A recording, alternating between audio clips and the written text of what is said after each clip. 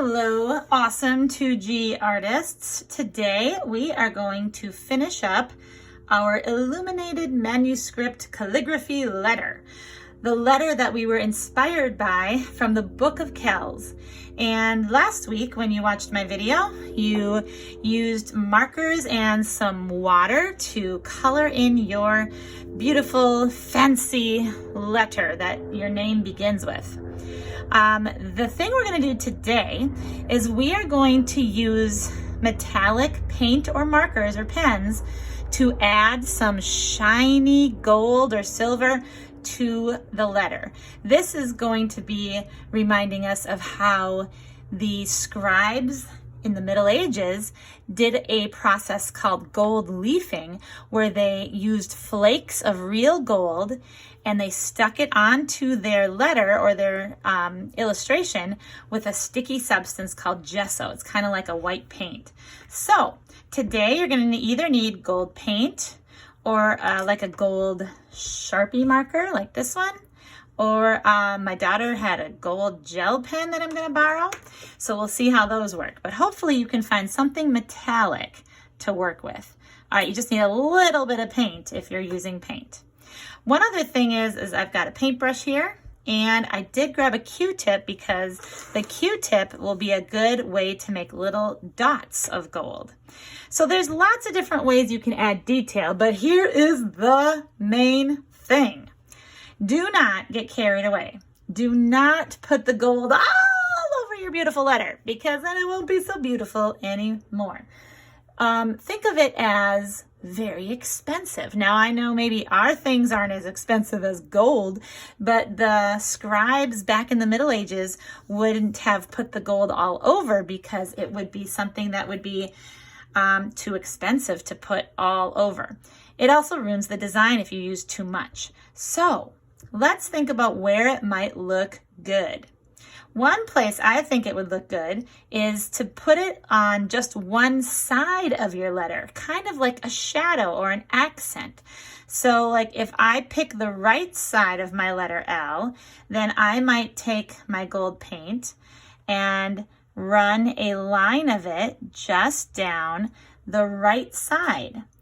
And then when I finish adding it on this spot, I'm going to think, where else on my letter L is there a right side?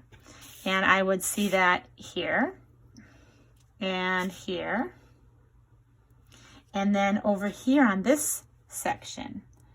And now it's going to just kind of look like a shadow of gold. So that's one option. You don't have to do that, but it looks kind of cool. And then the other option might be, like I said, you could take your Q-tip, if you have a Q-tip, and put that in the paint, and then you could make little dots. So I'm thinking, where would little dots look great? Now, if all these tiny little white dots on my picture, that would be way too much to try to put gold paint there. So I'm just thinking, like, where can I put a pattern of gold dots? So I think on the ends of these little green designs, it would make it look kind of fancy to have these gold dots. And you don't even have to re-dip it. You just keep pressing it. After it gets a little bit light, then you can go back to your paint and add some more and finish your pattern. All right, I think that looks pretty cool. I like that. Now, I think I'm going to try this gold gel pen. See how that works. Alrighty, I think some of these lines in my leaves might look pretty if they were kind of sparkly. So I'll just add a little gold to the middle line. Yeah, I like that. Nice. And then the last thing I'm going to say about adding gold is, if you want to fill in, if there's any spots that you're like, oh, that would look better gold, you can always, like, I'm going to color over my yellow, and instead of having that yellow, I'm going to paint it gold. So there might be a few spots where you decide you're going to cover up what you did with marker and just replace it with the gold paint. So I'm just going to do that right there carefully. And I think I'm going to add a little bit, let's see. maybe I'll put a little dot here, here, and here. All right, now I don't want to get too carried away. I've got enough gold shiny accents now where I think that is what I'm going to do, and that's it. All right, now you might notice that your letter might not be centered in your page, and that might kind of bug you. So after your paint has dried, now I'm not going to wait because I don't have time. I would like to encourage you to maybe take a ruler and draw a line where you want to cut your paper so that it's nice and square. And then you can grab a pair of scissors and just cut that so that it's straight, and then it'll look centered.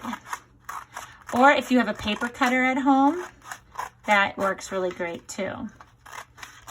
All right, there we go. Now, if you are a distance learner and you're at home for all 5 days, then I'm going to need you to take a picture of this with a camera, like a phone camera, and email it to me. Make sure that your name, your first and last name, are in the email, and the name of your homeroom teacher. And then email that photo to me. And my email address is rose@parnassusprep.com. All right, I hope you enjoyed making your illuminated letter, and I hope it finds a special place to be hung up at your house. All right, see you next time.